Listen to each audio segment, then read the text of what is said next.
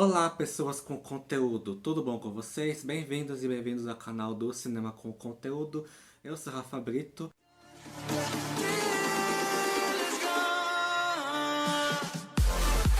Nesse novo vídeo, a gente está perto aí do Oscar, a gente está aí às vésperas aí da premiação e além de fazer os vídeos tradicionais, né, a ordem de preferência, vai ter vídeo dos palpites do Oscar, mas estamos relembrando também outros filmes vencedores do Oscar na categoria de melhor filme e nesse vídeo vamos lembrar um dos mais importantes, um dos mais significativos e um dos filmes das grandes bilheterias da história do cinema.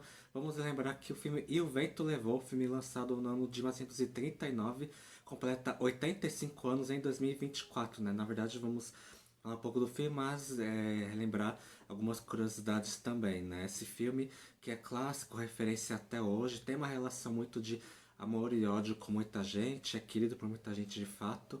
É o filme da vida de muita gente, sim, mas ele não foge das polêmicas, né? É um filme longo, é um filme, né? Se você reclama aí dos filmes do Scorsese que tem mais de 3 horas, esse tem quase 4 horas de duração.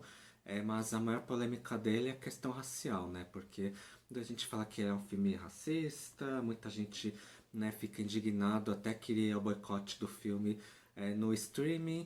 Olha, pra mim, assim, minha opinião, é um filme racista? Sim e não.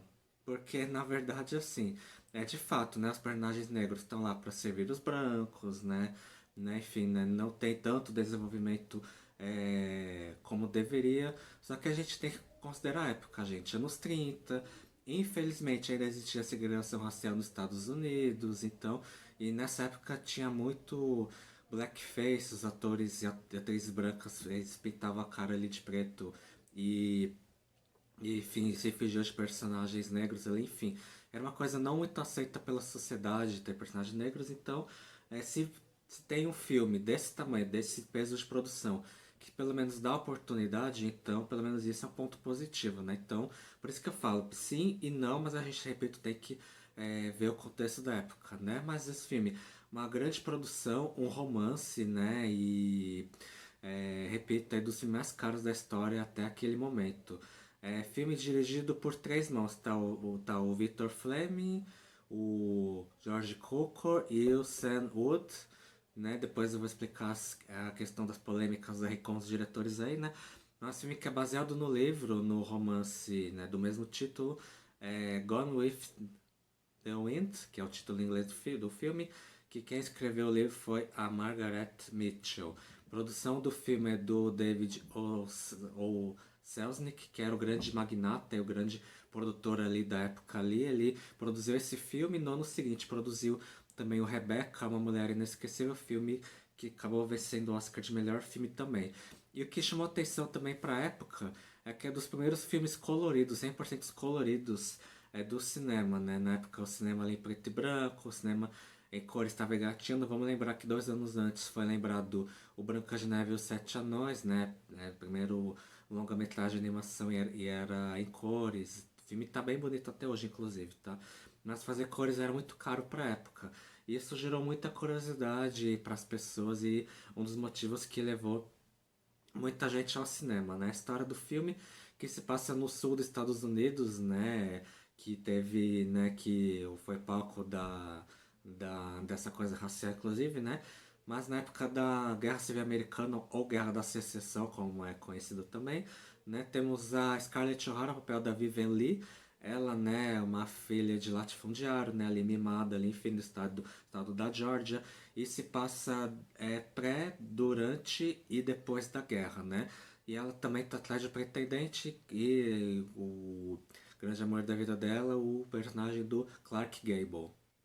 O elenco ainda conta com nomes como o Olivia de Havilland, que até um dia desse está viva, está morrendo em 2020, com cento e poucos anos ali.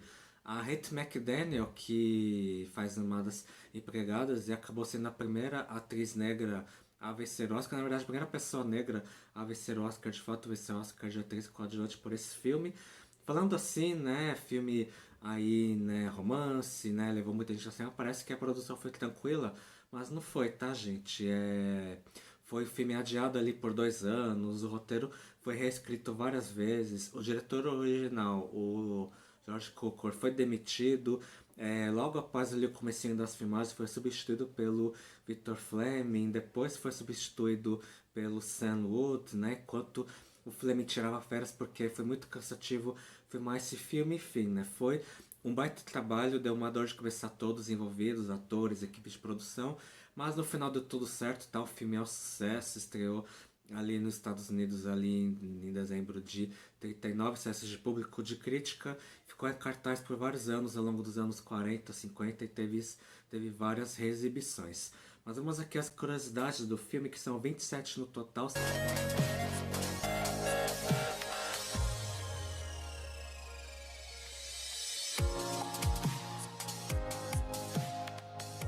São muitas curiosidades aqui, tá?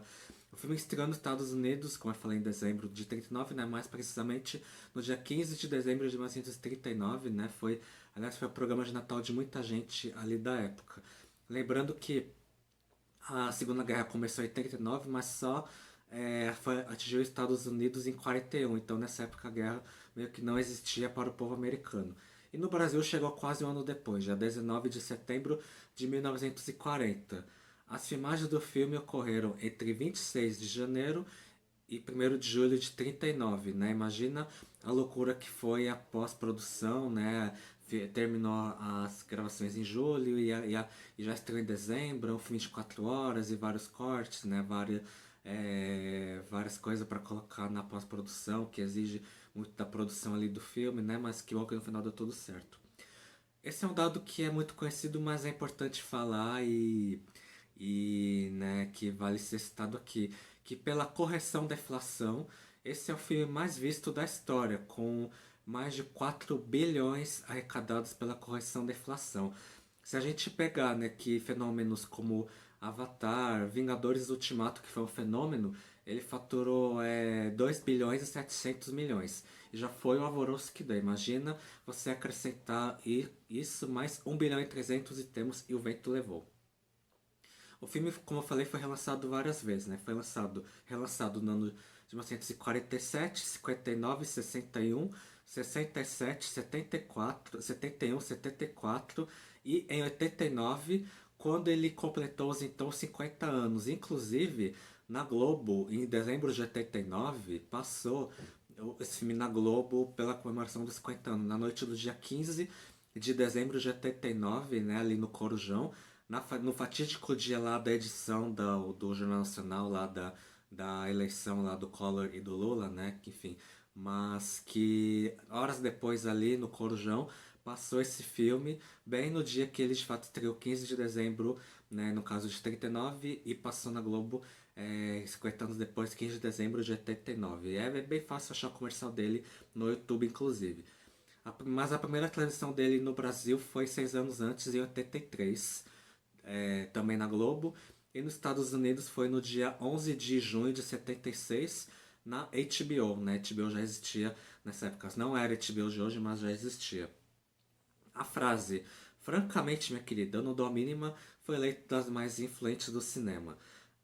Tamanho sucesso, a gente pensa, Hollywood quer fazer franquia, quer fazer continuação, certo? Mas não foi o caso desse aqui, tá? A autora do livro, infelizmente, morreu no ano de 49. Aí ficou essa coisa de vai, não vai, não sei o que. Ela não deixou continuação escrita, claro, né?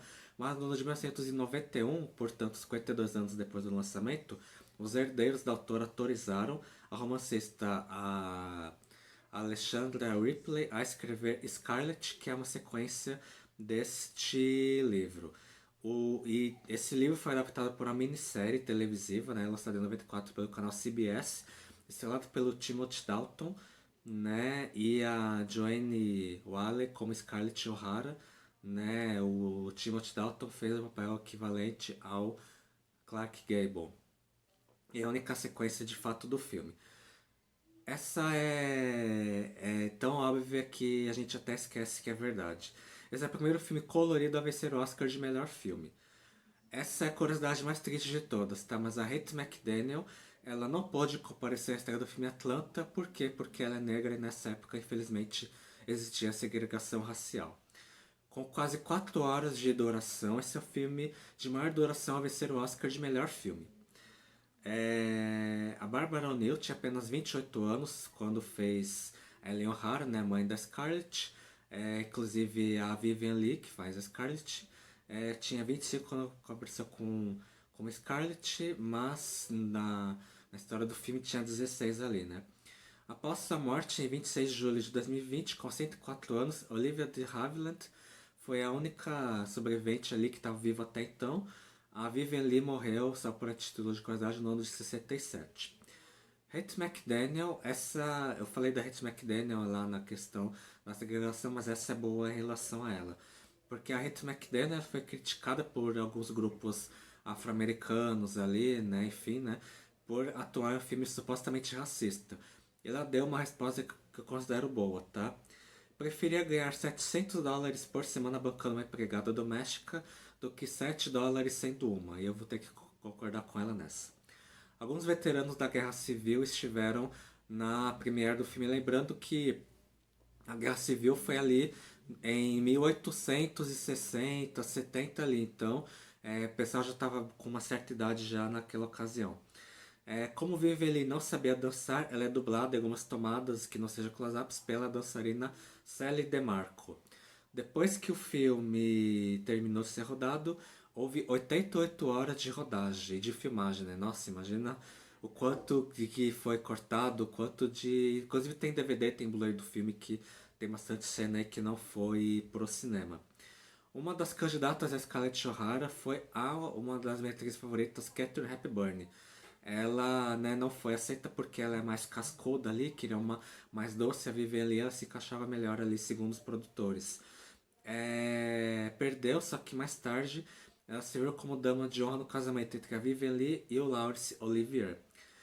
Essa é só boato, mas eu quis trazer, tá? O Michael Jackson, o saudoso Michael Jackson, que eu era muito fã, mas ele era, convenhamos que ele era meio maluco às vezes, ele supostamente quis pagar 1,5 milhão de dólares para ocupar o Oscar de melhor filme do evento levou aí. Os custos de produção foram estimados em 3,9 milhões. Aquela época, dos filmes mais caros da história são Atlas de Ben-Hur, lançado em 25, e Anjo do Inferno, lançado em 1930. O roteiro de Sidney Howard foi o primeiro prêmio póstumo da Academia, né? O Howard morreu em agosto de 39. Outros prêmios póstumos depois que tivemos, né, casos famosos, foram do Peter Finch pelo Rei de Intrigas em 77, o saudoso Heath Ledger, né, pelo Batman Cavaleiro das Trevas em 2009 fazendo Coringa, e o diretor de fotografia Conrad L. Hall, que ganhou Oscar pelo Butch Cassidy em 70, Beleza Americana em 2000 e em 2003 pela Estrada para a Perdição, que foi um prêmio póstumo, porque o Oscar foi em março de 2003 e ele morreu em janeiro daquele ano de 2003. Clark Gable deixou bem claro que se a Katharine Hepburn estivesse no filme, ele não participaria. Uau! Esse é um dos primeiros filmes que a Vivian Lee ganhou Oscar de melhor atriz por interpretar uma sulista que perde a fortuna e a família fica na miséria. O outro foi anos mais tarde uma rua chamada Pecado, lançada em 51, outro grande filme também. Esse é o filme favorito do ator Vin Diesel e do ex-presidente americano Jimmy Carter. E o filme está no catálogo do Max, né, da Warner, e vale ver pelo peso histórico e tal. De repente, se você não aguentar vê-lo, né, inteiro, né, vale ver ali como uma minissérie e tal, mas é um filme que tem um peso histórico e que bom, né, pra gente ter um canal como esse que não deixa a memória dos filmes morrerem, não é verdade?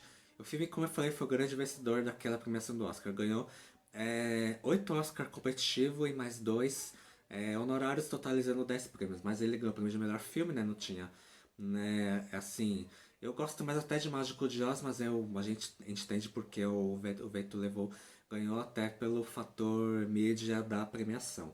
Mas ele ganhou o prêmio de melhor filme, direção, atriz para Vivian Lee, atriz coadjuvante para Hattie McDaniel. Foram os mais merecedores que eu achei atriz coadjuvante, né?